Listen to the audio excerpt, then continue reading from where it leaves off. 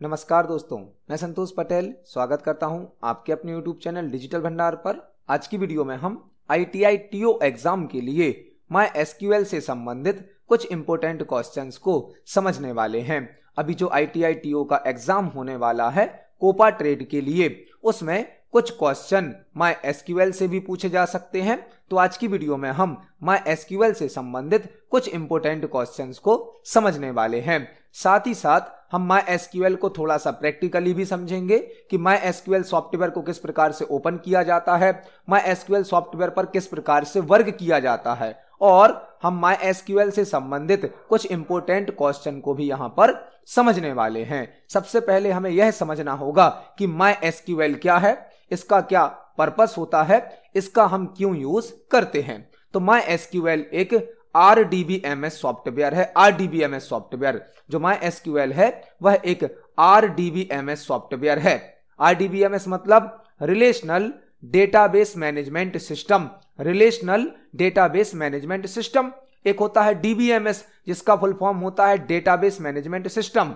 एक होता है RDBMS जिसका मतलब है रिलेशनल डेटाबेस मैनेजमेंट सिस्टम। तो MySQL एक RDBMS सॉफ्टवेयर है, रिलेशनल डेटाबेस मैनेजमेंट सिस्टम है। यहां पर रिलेशनल का मतलब क्या है? ऐसा सॉफ्टवेयर जो डेटा को टेबल के फॉर्मेट में अरेंज करने की सुविधा देता है। टेबल मतलब रो और कॉलम का कलेक्शन। वह है DBMS सॉफ्टवेयर जो डेटा को रिलेशन के रूप में मतलब टेबल के रूप में अरेंज करने की सुविधा देते हैं, वह कहलाते हैं RDBMS। RDBMS मतलब रिलेशनल डेटाबेस मैनेजमेंट सिस्टम। यहां पर रिलेशन का मतलब टेबल से होता है, टेबल के रूप में इसमें डेटा को स्टोर किया जाता है। RDBMS मतलब relational database management system.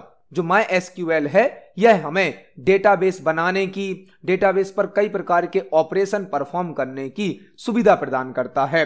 MySQL के द्वारा एक पावरफुल डेटाबेस बनाया जाता है और यह डेटाबेस पर वर्क करने के लिए, डेटाबेस पर ऑपरेशन परफॉर्म करने के लिए मल्टीपल टाइप के कमांड या क्वेरी प्रोवाइड करता है। MySQL के अंदर जो कमांड या क्वेरी यूज की जाती हैं वह होती हैं SQL की। MySQL के अंदर जो कमांड या क्वेरी यूज की जाती हैं वह होती हैं SQL कमांड। SQL का मतलब क्या होता है? Structured query language. तो MySQL एक RDBMS सॉफ्टवेयर है जो कि SQL कमांड के माध्यम से, SQL क्वेरीज के माध्यम से डेटाबेस पर ऑपरेशन करने की सर्विस प्रोवाइड करता है। करंट टाइम पर MySQL को ओरेकल कंपनी के द्वारा प्रोवाइड किया जाता है। मतलब करंट टाइम पर MySQL के सभी अधिकार ओरेकल कॉर्पोरेशन के पास हैं। आप इसको इंटरनेट से डाउनलोड कर सकते हैं और अपने कंप्यूटर सिस्टम में इंस्टॉल कर सकते हैं। जो MySQL है यह दो प्रकार के इंटरफेस पर वर्क करता है। दो प्रकार के इंटरफेस पर, एक CUI इंटरफेस मतलब आप कमांड के माध्यम से MySQL का यूज कर सकते हैं। दूसरा होता है ग्राफिकल यूजर इंटरफेस GUI। जब हम MySQL को इंस्टॉल करते हैं तो हमारे पास दो ऑप्शन होते हैं, या तो हम CUI का यूज करें मतलब कैरेक्टर यूजर इंटरफेस का, जिसमें हमें कमांड के माध्यम से सभी टाइप के वर्क को करना होता है। एक होता है GUI मतलब ग्राफिकल यूजर इंटरफेस जो कि डेटाबेस को बनाने की, क्वेरी को रन करने की ग्राफिकल मेथड हमें प्रोवाइड करता है। ग्राफिक्स का इसमें हम यूज कर सकते हैं विंडो के माध्यम से। तो जो MySQL है उसको हम दो इंटरफेस में एक्सेस कर सकते हैं, CUI और GUI। हमने अपने कंप्यूटर सिस्टम पर MySQL को इंस्टॉल किया है, तो पहले हम आपको दोनों इंटरफेस चेक करा देते हैं कि कमांड इंटरफेस कैसा होता है और ग्राफिकल यूजर इंटरफेस कैसा होता है। हम स्टार्ट बटन पर क्लिक करेंगे और यहां पर हमारा एक फोल्डर क्रिएट हो जाता है MySQL के नाम से, क्योंकि हमने MySQL को इंस्टॉल कर लिया है। जब हम इस फोल्डर पर क्लिक करेंगे तो आप देख सकते हैं एक यहां पर होता है MySQL कमांड लाइन और एक होता है यहां पर MySQL वर्कबेंच। हमने जो MySQL इंस्टॉल किया है इसके अंदर हमें कमांड लाइन वाला एक इंटरफेस दिया जाता है और एक दिया जाता है ग्राफिक्स वाला वर्कबेंच। यदि हम कमांड लाइन वाला MySQL ओपन करें तो इसमें हमें DOS का जैसा DOS का इंटरफेस होता है, कैरेक्टर यूजर इंटरफेस, वैसा यहां पर हमें इंटरफेस दिया जाता है। और इसको ओपन करने पर हमसे एक पासवर्ड मांगा जा रहा है। जब हमने MySQL को इंस्टॉल किया था तो हमारा एक रूट यूजर अकाउंट बन जाता है, रूट यूजर अकाउंट, जिसमें हमें एक पासवर्ड भी सेट करना होता है। तो फॉर एग्जांपल हमने यहां पर अपना पासवर्ड दिया और एंटर की को प्रेस किया, तो अब हम MySQL में लॉगिन हो गए हैं, मतलब अब हम यहां पर वर्क कर सकते हैं। यह MySQL का कमांड लाइन इंटरफेस है, मतलब यहां पर कोई भी वर्क करने के लिए आपको कमांड का यूज करना होगा, कैरेक्टर यूजर इंटरफेस का। जबकि जो MySQL का सेकंड इंटरफेस है जिसमें हम ग्राफिकल यूजर इंटरफेस का यूज कर सकते हैं, वह होता है वर्कबेंच। हमने MySQL फोल्डर पर क्लिक किया, यहां पर एक होता है MySQL वर्कबेंच। वर्कबेंच क्या है? वर्कबेंच MySQL सॉफ्टवेयर का ग्राफिकल यूजर इंटरफेस है, मतलब यहां पर हम ग्राफिकल यूजर इंटरफेस के माध्यम से डेटाबेस पर ऑपरेशन परफॉर्म कर सकते हैं। आपसे पेपर में पूछा जा सकता है वर्कबेंच क्या है, तो वर्कबेंच MySQL सॉफ्टवेयर के लिए एक ग्राफिकल टूल है जो कि ग्राफिकल यूजर इंटरफेस के माध्यम से डेटाबेस पर ऑपरेशन परफॉर्म करने की सुविधा प्रदान करता है। आप देख सकते हैं यहां पर भी हमें पहले लॉग इन करना होगा। यहां पर हमारा रूट यूजर अकाउंट बन गया है। जब हम इस पर क्लिक करेंगे तो हमसे पासवर्ड मांगा जाता है, यूजर नेम है रूट, यहां पर हमें अपना पासवर्ड देना है और हम इसमें भी लॉग इन कर सकते हैं। यहां पर हमने अपना पासवर्ड दिया और ओके बटन पर क्लिक किया तो यह हमारा पासवर्ड चेक करेगा और यहां पर हमें लॉग इन कर देगा। तो यह होता है MySQL सॉफ्टवेयर का ग्राफिकल यूजर इंटरफेस। और इसके पहले हमने जो देखा था वह था हमारा कमांड लाइन इंटरफेस।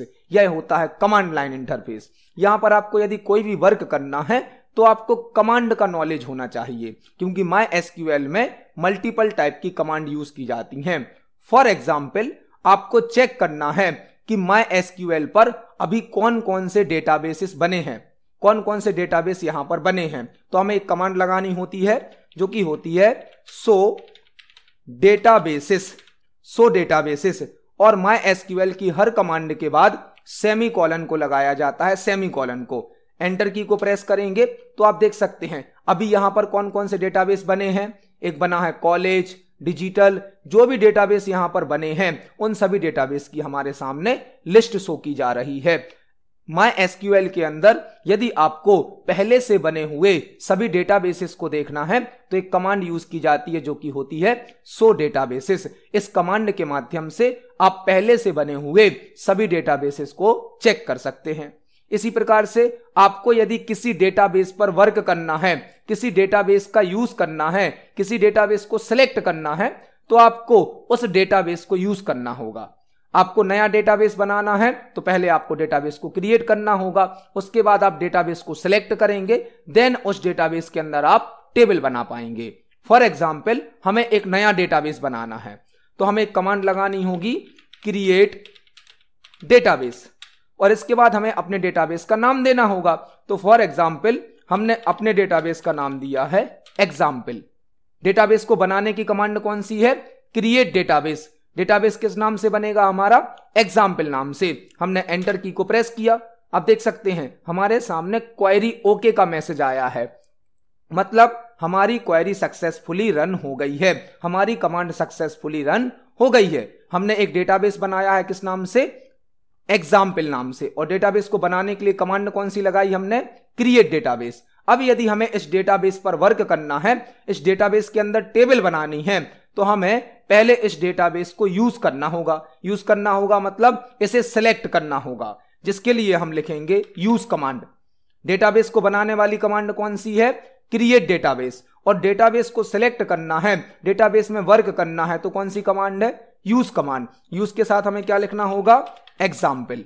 हमें कौन सा डेटाबेस यूज करना है? Example command. हमने एंटर की को प्रेस किया तो आप देख सकते हैं मैसेज क्या आ गया है? डेटाबेस चेंज, मतलब हम अपने एग्जाम्पल डेटाबेस के अंदर आ गए हैं। अब हम इस डेटाबेस के अंदर टेबल बना सकते हैं। यदि हमें टेबल बनानी है तो हमें एक कमांड लगानी होती है create table command. Create table command से हम क्या बना सकते हैं? टेबल बना सकते हैं। हमने एक कमांड लगाई यहां पर क्रिएट टेबल, इसके बाद हमें टेबल का नाम देना होता है। तो फॉर एग्जाम्पल हमने नाम दे दिया स्टूडेंट। हमें एक टेबल बनानी है, इसलिए हमने यहां पर कौन सी कमांड लगाई है? क्रिएट टेबल कमांड, और उसमें टेबल का नाम क्या दिया हमने, स्टूडेंट। इसके बाद हम ब्रैकेट को ओपन करेंगे। अब हमें टेबल में कौन कौन से कॉलम बनाने हैं, उन कॉलम के नाम देने होते हैं। फॉर एग्जाम्पल हमने एक कॉलम दिया आर नंबर, आर नंबर मतलब रोल नंबर। जो कॉलम का नाम है वह क्या है, रोल नंबर। इसका हमें एक डेटा टाइप देना होता है। डेटा टाइप क्या होता है, हमारा जो रोल नंबर कॉलम है उसमें किस प्रकार का डेटा भरा जाएगा वह हमें डेटा टाइप देना होता है। तो हमने रोल नंबर का डेटा टाइप दे दिया है इंटीजर। इसके बाद हमें एक साइज देनी होती है। तो फॉर एग्जाम्पल हमने साइज दी है 4। इसका मतलब क्या है, हमारी स्टूडेंट टेबल में पहला कॉलम बनेगा रोल नंबर, जिसका डेटा टाइप क्या है, इंटीजर, और इसमें हम 4 अंकों की वैल्यू स्टोर कर सकते हैं। इसके बाद हमने कॉमा लगाया। हमें एक और कॉलम बनाना है, तो हमने दूसरे कॉलम का नाम दिया नेम। नेम में हमें स्ट्रिंग रखनी है, तो हम इसका डेटा टाइप दे देते हैं टेक्स्ट। यहां पर भी हमें एक साइज देनी होती है, तो फॉर एग्जाम्पल हमने साइज दे दी है 20। जो हमारा नाम होगा वह 20 कैरेक्टर का हो सकता है। इसी प्रकार से यदि हमें एक और कॉलम बनाना है, तो हमने अगला कॉलम दिया सिटी। सिटी में हम स्ट्रिंग रखेंगे, तो इसका डेटा टाइप क्या दिया हमने, टेक्स्ट, और यहां पर हमने दे दिया फॉर एग्जाम्पल 10। मतलब सिटी के अंदर 10 कैरेक्टर तक का टेक्स्ट स्टोर किया जा सकता है। तो हमें अपनी टेबल में 3 कॉलम बनाने थे, तो हमने तीनों कॉलम के नाम दे दिए, उनका डेटा टाइप दे दिया और उनकी साइज दे दी। अब हम एक और ब्रैकेट को क्लोज करेंगे और सेमी कॉलन को लगाएंगे, एंटर की को प्रेस करेंगे। यदि हमारी क्वेरी करेक्ट होगी तो हमारे सामने एक ओके का मैसेज आएगा, मतलब हमारी क्वेरी सक्सेसफुली रन हो गई है, हमारी टेबल बनकर तैयार हो गई है। अब देख सकते हैं टेबल बनाने के लिए हमने कौन सी कमांड लगाई, क्रिएट टेबल। टेबल का नाम दिया, कॉलम का नाम, उसका डेटा टाइप साइज, दूसरे कॉलम का नाम, उसका डेटा टाइप साइज, तीसरे कॉलम का नाम, डेटा टाइप साइज। इस प्रकार से आप टेबल बना सकते हैं। अब यदि हमें टेबल में रिकॉर्ड भरना है, पहले हमने डेटाबेस बनाया, डेटाबेस को यूज किया, मतलब उसके अंदर गए। उस डेटाबेस के अंदर जाने के बाद हमने एक टेबल बनाया, किस नाम से, स्टूडेंट नाम से। अब हमें यदि स्टूडेंट टेबल के अंदर डेटा भरना है, तो हमें एक अगली कमांड लगानी होगी, insert command. Insert into, insert करना है डेटा इनटू किस टेबल के अंदर, स्टूडेंट टेबल के अंदर। इंसर्ट करना है डेटा को स्टूडेंट टेबल के अंदर। और टेबल के अंदर कौन कौन से कॉलम है हमारे, रोल नंबर, कॉमा, दूसरा नेम, तीसरा सिटी। हमें स्टूडेंट टेबल में डेटा भरना है, तो हमने लिखा है इंसर्ट इनटू स्टूडेंट। कौन कौन से कॉलम की वैल्यू हम दे रहे हैं, रोल नंबर, नेम, सिटी। इसके बाद हमें लिखना होता है वैल्यूज। पहले हमने कॉलम के नाम दिए, अब हम उनकी वैल्यू दे रहे हैं। तो पहला हमें रोल नंबर के अंदर भरना है फॉर एग्जाम्पल 100। इसके बाद हमें नाम देना है, नाम का डेटा टाइप हमने दिया है टेक्स्ट। टेक्स्ट मतलब स्ट्रिंग, तो नाम को हमें सिंगल कोट में टाइप करना है, सिंगल कोट में। फॉर एग्जाम्पल हमने नाम टाइप कर दिया संतोष। इसके बाद हमने एक और कॉमा लगाया। अब हमें सिटी देनी है, तो सिटी भी हमारा टेक्स्ट है, इसको भी हम सिंगल कोट में टाइप करते फॉर एग्जाम्पल दमोह। इसके बाद हम ब्रैकेट को क्लोज करेंगे और सेमी कॉलन लगाने के बाद एंटर की को प्रेस करेंगे। तो आप देख सकते हैं हमारी क्वेरी सक्सेसफुली रन हो गई है, मतलब टेबल के अंदर डेटा को फिल कर दिया गया है। इस प्रकार से MySQL में कमांड के माध्यम से वर्क किया जाता है। पहले हमने डेटाबेस बनाया, उसमें उस डेटाबेस को यूज किया, उसके अंदर एक टेबल बनाई, टेबल के अंदर रिकॉर्ड भरा। इस प्रकार से हम और भी रिकॉर्ड भर सकते हैं, एक साथ मल्टीपल रिकॉर्ड भी भर सकते हैं। मान लो हमें दूसरा रिकॉर्ड भरना है, तो हम फिर से कौन सी कमांड लगा देंगे, इंसर्ट इनटू कमांड। कॉलम कौन कौन से हमारे, रोल नंबर, नेम, सिटी। अब हमें यहां पर दूसरी वैल्यू देनी है, तो हमने अगली वैल्यू दे दी। रोल नंबर है 101, फॉर एग्जाम्पल नाम है यहां पर सोनू, और सिटी फॉर एग्जाम्पल हमारी दमोह है। हम एंटर की को प्रेस करेंगे तो हमारी टेबल में एक और रिकॉर्ड भर गया। अब यदि हमें इन रिकॉर्ड्स को देखना है, इन रिकॉर्ड को चेक करना है, तो हम एक कमांड और लगा सकते हैं, सिलेक्ट कमांड। सिलेक्ट कमांड क्या करेगी, टेबल से डेटा को सिलेक्ट करेगी और स्क्रीन पर शो करेगी। तो हमने सिलेक्ट कमांड को लगाया। इसके बाद हमने लिखा सिलेक्ट एस्ट्रिक फ्रॉम, कौन सी टेबल से डेटा सिलेक्ट करना है, स्टूडेंट। इस लाइन का मतलब क्या होगा, सिलेक्ट करो ऑल रिकॉर्ड को फ्रॉम स्टूडेंट टेबल से। एस्ट्रिक का मतलब होता है ऑल। और जैसे ही हम एंटर की को प्रेस करेंगे तो आप देख सकते हैं हमारे सामने वह दोनों रिकॉर्ड शो किए जा रहे हैं। हमने स्टूडेंट टेबल से रिकॉर्ड को सिलेक्ट किया तो हमारे सामने हमारा डेटा शो कर दिया गया है। यह होता है MySQL, जो कि डेटाबेस को बनाने की, डेटाबेस पर ऑपरेशन परफॉर्म करने की सर्विस प्रोवाइड करता है। अभी हमने कंप्लीट टेबल का डेटा सिलेक्ट किया है। यदि हमें कोई एक कॉलम का डेटा सिलेक्ट करना है तो हम वह भी कर सकते हैं। उसके लिए हमें क्या करना होगा, हम लिखेंगे सिलेक्ट कमांड और जिस कॉलम का डेटा देखना है उस कॉलम का नाम, फ्रॉम कौन सी टेबल से देखना है हमें यह डेटा, स्टूडेंट टेबल से।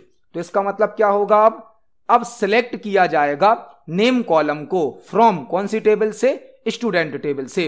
हम एंटर की को प्रेस करेंगे तो आप देख सकते हैं अब केवल नाम वाला कॉलम हमारे सामने शो किया जा रहा है। इस प्रकार से हम टेबल पर ऑपरेशन परफॉर्म कर सकते हैं। तो अभी हमने MySQL सॉफ्टवेयर का थोड़ा सा प्रैक्टिकली नॉलेज लिया। जब हम MySQL सॉफ्टवेयर को इंस्टॉल कर लेते हैं तो यह हमारे सामने दो इंटरफेस में आता है, एक कमांड इंटरफेस जो कि आपके सामने अभी ओपन है और एक ग्राफिक्स इंटरफेस जो कि होता है वर्क बेंच। दोनों के माध्यम से वर्क किया जा सकता है। तो यहां पर हमने MySQL को थोड़ा सा प्रैक्टिकली समझा, किस प्रकार से डेटाबेस बनाया जाता है, किस प्रकार से डेटाबेस को यूज किया जाता है, टेबल किस प्रकार से बनती है, रिकॉर्ड किस प्रकार भरे जाते हैं और रिकॉर्ड को कैसे सिलेक्ट किया जाता है। MySQL एक बड़ा सब्जेक्ट है, बड़ा टॉपिक है। इसके अंदर मल्टीपल टाइप के फीचर हैं। हमने केवल यहां पर कुछ बेसिक कमांड्स को प्रैक्टिकली समझा है। अब हम MySQL से संबंधित कुछ इंपोर्टेंट MCQ क्वेश्चन को समझने वाले हैं। तो चलते हैं अपनी PDF पर और कुछ MCQ क्वेश्चन को समझते हैं। देखते हैं आज का पहला क्वेश्चन। पहला क्वेश्चन हमसे पूछा गया है, MySQL किस प्रकार का सॉफ्टवेयर है। MySQL किस प्रकार का सॉफ्टवेयर है, तो MySQL एक RDBMS सॉफ्टवेयर है। RDBMS जिसका फुल फॉर्म क्या होता है, relational database management system. Relational database management system. तो MySQL एक RDBMS सॉफ्टवेयर है और RDBMS का फुल फॉर्म होता है रिलेशनल डेटाबेस मैनेजमेंट सिस्टम। देखते हैं हमारे अगले क्वेश्चन को। नेक्स्ट क्वेश्चन है, MySQL में डेटाबेस क्रिएट करने के लिए किस कमांड का उपयोग किया जाता है। MySQL में डेटाबेस क्रिएट करने के लिए किस कमांड का उपयोग किया जाता है। यदि हमें MySQL में कोई डेटाबेस बनाना है नया, तो हम कौन सी कमांड या कौन सी क्वेरी यूज करेंगे। तो MySQL में हमने डेटाबेस बनाना सीखा। डेटाबेस बनाने के लिए कौन सी कमांड चलती है, create database. Create database command होती है। इसके बाद हमें अपने डेटाबेस का नेम देना होता है और हर कमांड के बाद हमें सेमीकोलन लगाना होता है। तो MySQL में यदि हमें कोई डेटाबेस बनाना है तो उसके लिए यूज की जाती है क्रिएट डेटाबेस कमांड। इस क्वेश्चन का आंसर है क्रिएट डेटाबेस। देखते हैं हमारे नेक्स्ट क्वेश्चन को। नेक्स्ट क्वेश्चन है, MySQL में ऑल डेटाबेसेस की लिस्ट शो करने के लिए किस कमांड का उपयोग किया जाता है। MySQL में यदि हमें पहले से बने हुए सभी डेटाबेस की लिस्ट शो करनी है तो हम कौन सी कमांड का यूज करेंगे। हमने प्रैक्टिकली इसको समझा है। MySQL पर यदि हमें सभी बने हुए डेटाबेस की लिस्ट चेक करनी है तो हम यूज करते हैं show databases command. Show databases, याद रखें यहां पर डेटाबेसेस है क्योंकि बहुत सारे डेटाबेस होते हैं। तो शो डेटाबेसेस कमांड के द्वारा हम पहले से बने हुए सभी डेटाबेस की लिस्ट को चेक कर सकते हैं। देखते हैं हमारे अगले प्रश्न को।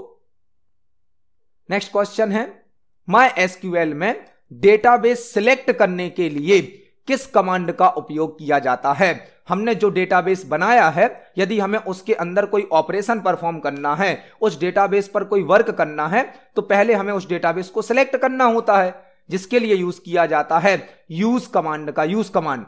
यूज कमांड के साथ हमें उस डेटाबेस का नाम देना होता है जिस डेटाबेस पर हमें वर्क करना है। सबसे पहले डेटाबेस को बनाया जाता है। डेटाबेस को बनाने के लिए होती है क्रिएट डेटाबेस कमांड। उसके बाद हमें उस डेटाबेस को सिलेक्ट करना होता है जिसके लिए यूज की जाती है यूज कमांड। और यूज कमांड के साथ हमें अपने डेटाबेस का नाम देना होता है। यूज डेटाबेस का नाम, जिस डेटाबेस को आप यूज करना चाहते हैं। तो डेटाबेस को सिलेक्ट करने के लिए यूज कमांड का यूज किया जाता है। देखते हैं हमारे नेक्स्ट क्वेश्चन को। नेक्स्ट क्वेश्चन है, MySQL में डेटाबेस डिलीट करने के लिए किस कमांड का उपयोग किया जाता है? MySQL में यदि आपको कोई डेटाबेस डिलीट करना है, डेटाबेस बनाया है हमने क्रिएट डेटाबेस से, लेकिन यदि हमें डेटाबेस को डिलीट करना है तो हम कौन सी कमांड का यूज करेंगे? एक बने हुए डेटाबेस को हटाने के लिए, डिलीट करने के लिए ड्रॉप डेटाबेस कमांड का यूज किया जाता है। ड्रॉप डेटाबेस कमांड के द्वारा MySQL में डेटाबेस को डिलीट किया जाता है। हमें ड्रॉप डेटाबेस कमांड लिखनी होती है और यहां पर उस डेटाबेस का नाम देना होता है जिस डेटाबेस को हम डिलीट करना चाहते हैं। तो MySQL में डेटाबेस को हटाने के लिए, रिमूव करने के लिए ड्रॉप डेटाबेस कमांड का यूज किया जाता है। देखते हैं हमारे अगले क्वेश्चन को। नेक्स्ट क्वेश्चन है, MySQL में टेबल क्रिएट करने के लिए किस कमांड का उपयोग किया जाता है? MySQL में टेबल क्रिएट करने के लिए किस कमांड का उपयोग किया जाता है? टेबल बनानी है हमें, पहले हमने डेटाबेस बनाया, उस डेटाबेस को यूज कर लिया, अब उस डेटाबेस के अंदर यदि टेबल बनानी है तो कौन सी कमांड यूज होगी? टेबल बनाने के लिए यूज होती है create table command. Create table command के साथ हमें टेबल का नाम देना होता है, टेबल के कॉलम बताने होते हैं, उनका डेटा टाइप और साइज बतानी होती है। तो MySQL में यदि हमें कोई टेबल बनाना है तो क्रिएट टेबल कमांड का यूज किया जाता है। क्रिएट टेबल के द्वारा MySQL में एक नई टेबल क्रिएट हो जाती है। देखते हैं नेक्स्ट क्वेश्चन को। नेक्स्ट क्वेश्चन है, MySQL में टेबल को रीनेम करने के लिए किस कमांड का उपयोग किया जाता है? MySQL में टेबल को रीनेम करने के लिए किस कमांड का उपयोग किया जाता है? मतलब यदि हमें MySQL में पहले से बनी हुई किसी टेबल का नाम बदलना है, रीनेम करने का मतलब क्या है? नाम बदलना है, तो हमें कौन सी कमांड यूज करनी होगी? MySQL में यदि हमें किसी टेबल का नाम बदलना होता है तो उसके लिए रीनेम टेबल कमांड का यूज किया जाता है। रीनेम टेबल कमांड होती है जिसके साथ हमें टेबल का ओल्ड नेम और न्यू नेम देना होता है। यदि हमें बनी हुई टेबल का नाम बदलना है तो इसके लिए हमें रीनेम टेबल कमांड लगानी होती है और टेबल का ओल्ड नेम और न्यू नेम देना होता है। मतलब पहले से बनी हुई टेबल का यदि हमें नाम चेंज करना है तो हम रीनेम टेबल कमांड यूज कर सकते हैं, जिसमें हमें टेबल का ओल्ड नेम और न्यू नेम भी देना होता है। तो रीनेम टेबल मतलब टेबल का नेम बदलना। देखते हैं हमारे नेक्स्ट क्वेश्चन को।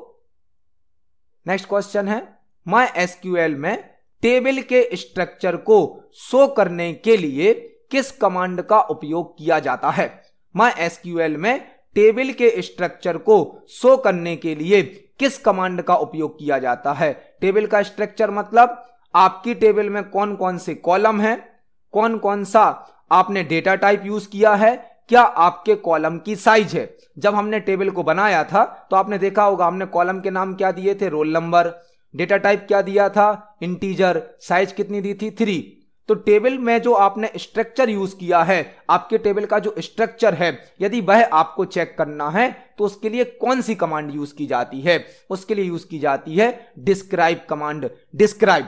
MySQL में टेबल के स्ट्रक्चर को शो करने के लिए डिस्क्राइब कमांड का यूज किया जाता है। यह डिस्क्राइब करती है किसी टेबल को कि आपकी उस टेबल में कौन कौन से कॉलम हैं, क्या उनका डेटा टाइप है, क्या उसकी साइज है। तो डिस्क्राइब के साथ आपको टेबल का नाम देना होता है जिस टेबल के स्ट्रक्चर को आप शो करना चाहते हैं। तो MySQL में टेबल के स्ट्रक्चर को शो करने के लिए डिस्क्राइब कमांड का यूज किया जाता है। डिस्क्राइब। देखते हैं हमारे नेक्स्ट क्वेश्चन को। नेक्स्ट क्वेश्चन है, टेबल से कंप्लीट डेटा, ब्रैकेट में लिखा गया है विदाउट टेबल स्ट्रक्चर, को डिलीट करने के लिए किस कमांड का उपयोग किया जाता है? मतलब हमने जो टेबल बनाई है, इस टेबल के अंदर कुछ कॉलम है और कॉलम के बाद हमने यहां पे डेटा भरा है, तो हमें टेबल का पूरा डेटा एक साथ डिलीट करना है। हमारी टेबल में जितने भी रिकॉर्ड हैं, हमें सारे रिकॉर्ड एक साथ डिलीट करने हैं, लेकिन हमें टेबल को डिलीट नहीं करना है। टेबल से complete data without table structure, table के जो कॉलम है, टेबल का जो स्ट्रक्चर है, उसको डिलीट नहीं करना है, केवल टेबल का पूरा डेटा डिलीट करना है। मतलब टेबल को ब्लैंक करना है, टेबल को खाली करना है। तो हम कौन सी कमांड यूज करेंगे? यदि हमें टेबल से कंप्लीट डेटा को डिलीट करना है विदाउट टेबल स्ट्रक्चर के, तो टर्नकेट कमांड का यूज किया जाता है। टर्नकेट कमांड के द्वारा हम टेबल से कंप्लीट डेटा को डिलीट कर सकते हैं, लेकिन इससे टेबल का स्ट्रक्चर डिलीट नहीं होता है, केवल टेबल का कंप्लीट डेटा डिलीट हो जाता है। टर्नकेट कमांड के द्वारा हम टेबल से कंप्लीट डेटा डिलीट कर सकते हैं। देखते हैं हमारे नेक्स्ट क्वेश्चन को। नेक्स्ट क्वेश्चन है, MySQL में टेबल डिलीट करने के लिए किस कमांड का उपयोग किया जाता है। अभी हमने देखा टेबल से कंप्लीट डेटा को डिलीट करना, जिसके लिए टर्नकेट कमांड है। अब हमसे पूछा गया है यदि हमें MySQL में टेबल डिलीट करनी है, कंप्लीट टेबल डिलीट करनी है, तो हम कौन सी कमांड यूज करेंगे। हमने यह भी देखा था कि यदि हमें डेटाबेस डिलीट करना है तो डेटाबेस डिलीट करने के लिए कौन सी कमांड थी, ड्रॉप डेटाबेस, और डेटाबेस का नाम देना पड़ता था। इसी प्रकार से यदि हमें टेबल को डिलीट करना है तो एक कमांड होती है ड्रॉप टेबल। टेबल को डिलीट करने वाली कौन सी कमांड होती है, ड्रॉप टेबल। इसमें आपको टेबल का नाम भी देना होता है कि किस टेबल को हमें डिलीट करना है। तो टेबल को डिलीट करने वाली कमांड कौन सी है, ड्रॉप टेबल, लेकिन इसके साथ हमें उस टेबल का नाम भी देना होता है जिस टेबल को हमें डिलीट करना है। तो इस क्वेश्चन का आंसर है ड्रॉप टेबल। MySQL में टेबल को डिलीट करने के लिए ड्रॉप टेबल कमांड का यूज किया जाता है। देखते हैं हमारे नेक्स्ट क्वेश्चन को। नेक्स्ट क्वेश्चन है, टेबल में प्रत्येक रिकॉर्ड को यूनिकली आइडेंटिफाई करने के लिए किसका उपयोग किया जाता है। टेबल में प्रत्येक रिकॉर्ड को यूनिकली आइडेंटिफाई करने के लिए किसका उपयोग किया जाता है। हम टेबल में जो रिकॉर्ड भरते हैं, यदि हमें अपनी टेबल में केवल यूनिक रिकॉर्ड भरने हैं, डुप्लीकेट डेटा नहीं भरना है, तो हम किसका उपयोग करेंगे। डीबीएमएस में, आरडीबीएमएस में एक स्पेशल फीचर होता है प्राइमरी की। प्राइमरी की क्या होती है, प्राइमरी की आप टेबल के जिस कॉलम पर अप्लाई कर देते हैं, टेबल के उस कॉलम में कभी भी डुप्लीकेट डेटा नहीं भरा जा सकता है। डुप्लीकेट डेटा, यदि आपको टेबल के किसी कॉलम में इस प्रकार का रिस्ट्रिक्शन लगाना है कि टेबल के उस कॉलम में डुप्लीकेट डेटा ना भरा जाए, तो आप प्राइमरी की का यूज कर सकते हैं। प्राइमरी की टेबल में प्रत्येक रिकॉर्ड को यूनिकली आइडेंटिफाई करती है और जिस कॉलम पर प्राइमरी की अप्लाई कर दी जाती है उस कॉलम में कभी भी डुप्लीकेट डेटा की एंट्री नहीं होती है। तो इस क्वेश्चन का आंसर होगा प्राइमरी की। टेबल के प्रत्येक रिकॉर्ड को यूनिकली आइडेंटिफाई करने के लिए प्राइमरी की का यूज किया जाता है। देखते हैं हमारे नेक्स्ट क्वेश्चन को। नेक्स्ट क्वेश्चन है, टेबल से डेटा फैच करने के लिए किस कमांड का उपयोग किया जाता है। टेबल से डेटा फैच करने के लिए किस कमांड का उपयोग किया जाता है, मतलब टेबल में जो डेटा भरा हुआ है वह हमें सिलेक्ट करना है और स्क्रीन पर शो करना है। आपने देखा होगा जब हमने प्रैक्टिकली टेबल के रिकॉर्ड को स्क्रीन पर शो किया था तो हमने एक कमांड लगाई थी सिलेक्ट कमांड, जिसमें हमने लिखा था सिलेक्ट स्टार फ्रॉम स्टूडेंट, मतलब स्टूडेंट टेबल के कंप्लीट रिकॉर्ड को स्क्रीन पर शो किया था। इसी प्रकार से हम एक कॉलम की वैल्यू को भी शो कर सकते हैं, कंडीशन के आधार पर डेटा भी शो कर सकते हैं। फैच करने का मतलब क्या है, डेटा को सिलेक्ट करना, डेटा को सर्च करना। तो टेबल में रखे हुए डेटा को सिलेक्ट करने के लिए सिलेक्ट कमांड का यूज किया जाता है, जो कि टेबल में स्टोर डेटा को सिलेक्ट करती है और स्क्रीन पर शो करती है। देखते हैं हमारे नेक्स्ट क्वेश्चन को। नेक्स्ट क्वेश्चन है, टेबल में रिकॉर्ड ऐड करने के लिए किस कमांड का उपयोग किया जाता है। यदि हमें टेबल में नया रिकॉर्ड जोड़ना है तो हम कौन सी कमांड का यूज करेंगे। आपने देखा होगा प्रैक्टिकली जब हमने टेबल के अंदर रिकॉर्ड भरे थे, रिकॉर्ड जोड़े थे, तो हमने कौन सी कमांड का यूज किया था, इंसर्ट इनटू कमांड का। इंसर्ट इनटू कमांड के द्वारा हम टेबल में रिकॉर्ड को ऐड कर सकते हैं। टेबल के अंदर यदि हमें कोई डेटा फिल करना है, रिकॉर्ड को ऐड करना है, तो इंसर्ट इनटू कमांड का यूज किया जाता है। इस क्वेश्चन का आंसर है इंसर्ट इनटू। देखते हैं हमारे नेक्स्ट क्वेश्चन को। नेक्स्ट क्वेश्चन है, टेबल में स्टोर डेटा को चेंज करने के लिए किस कमांड का उपयोग किया जाता है। टेबल में स्टोर डेटा को चेंज करने के लिए किस कमांड का उपयोग किया जाता है, मतलब जो डेटा टेबल में पहले से भरा है। फॉर एग्जाम्पल एक स्टूडेंट है जिसका रोल नंबर है 100, जिसका नाम है ए और इसकी सिटी है दमोह। अब हमें इस स्टूडेंट की सिटी को दमोह से बदलकर सागर करना है, या दमोह से बदलकर जबलपुर करना है। मतलब जो रिकॉर्ड हमारे टेबल में पहले से भरे हैं उन रिकॉर्ड को अपडेट करना है, चेंज करना है। इसके लिए अपडेट कमांड यूज होती है। अपडेट, टेबल के अंदर भरे हुए डेटा में कोई भी बदलाव यदि आपको करना है तो अपडेट कमांड का यूज किया जाता। अपडेट कमांड के द्वारा टेबल में स्टोर डेटा को चेंज किया जा सकता है। तो टेबल में स्टोर डेटा को चेंज करने के लिए अपडेट कमांड का यूज किया जाता है। देखते हैं हमारे नेक्स्ट क्वेश्चन को। नेक्स्ट क्वेश्चन है एसक्यूएल का फुल फॉर्म क्या होता है। एसक्यूएल का फुल फॉर्म बहुत ही बेसिक और सिंपल क्वेश्चन है। एसक्यूएल का फुल फॉर्म होता है structured query language. Structured query language SQL का फुल फॉर्म होता है। यह एक ऐसी लैंग्वेज है जो डीबीएमएस और आरडीबीएमएस में ऑपरेशन परफॉर्म करने के लिए यूज की जाती है। किसी भी डीबीएमएस सॉफ्टवेयर में या आरडीबीएमएस सॉफ्टवेयर में हमें डेटाबेस पर या डेटा पर कोई ऑपरेशन परफॉर्म करना है तो एक लैंग्वेज की आवश्यकता होती है।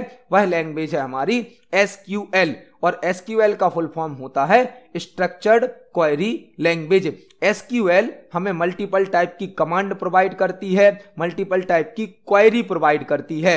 हम यह जो क्वेरी पढ़ रहे हैं, कमांड पढ़ रहे हैं, इंसर्ट, डिलीट, अपडेट, यह सभी एसक्यूएल की कमांड होती हैं। एसक्यूएल जिसका फुल फॉर्म क्या होता है स्ट्रक्चर्ड क्वेरी लैंग्वेज। देखते हैं हमारे नेक्स्ट क्वेश्चन को। नेक्स्ट क्वेश्चन है डीएमएल का फुल फॉर्म क्या होता है। डीएमएल, डीडीएल यह सभी क्वेरी की कैटेगरी होती हैं। जो हमें एसक्यूएल की क्वेरी दी गई हैं इनकी अलग अलग कैटेगरी होती हैं। तो यह डीएमएल, डीडीएल क्वेरी की कैटेगरी होती हैं। हमसे पूछा गया है डीएमएल का फुल फॉर्म क्या होता है। डीएमएल का फुल फॉर्म होता है डेटा मैनिपुलेशन लैंग्वेज।